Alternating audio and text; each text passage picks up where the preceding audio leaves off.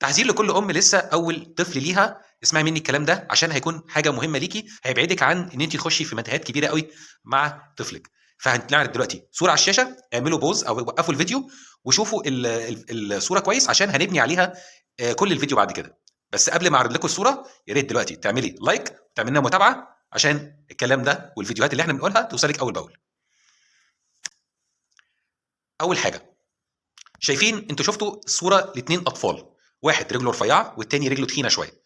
اولا الاثنين دول عمرهم نفس العمر، عندهم 3 شهور، مولودين في نفس الوقت، خدوا تقريبا كل حاجه وتطعيماتهم جميله جدا ونموهم حلو قوي، بيرضعوا كويس جدا، مفيش اي مشاكل معاهم وصحتهم ممتازه. فالامهات هتبتدي تقول بس انا ابني رفيع، هل معنى كده ان هو عنده سوء تغذيه؟ هل معنى كده ان لبني مش مكفيه؟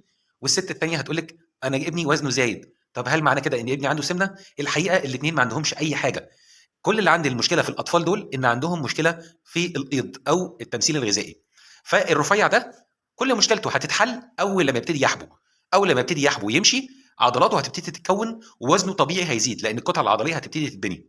اما الطفل السمين شويه ده او اللي وزنه زياده شويه، مع التسنين ومع الحبو والمشي المجهود العضلي اللي هيبذله هيقلل الدهون بتاعته، بالتالي جسمه هيتناسق وهيبتدي جسمه يعتدل، والاثنين هتلاقيهم مفيش اختلاف بعد اول سنه من عمرهم. هتلاقوا الطفلين بقوا الاثنين شبه بعض او الاثنين بقوا نفس الشكل او بنفس التناسق الجسمي او العضلي. فبعد اذنك يا ست الكل، هتسمعي كلام كتير قوي من امهات وهتسمعي كلام كتير قوي من جيرانك، وواحده تقول لك طب اكلي كذا، واحده تقول لك طب اعملي له كذا. لا، هو المشكله كلها ان انت لو رحتي لدكتور اطفال وسالتيه على الكلام ده كله هيقول لك الكلام ده.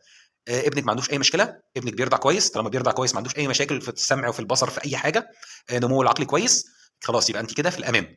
اول لما طفلك يبتدي يحبو ويمشي الكلام ده كله هيتغير. تحياتي لكل ام واشوفكم دايما على خير. مع السلامه.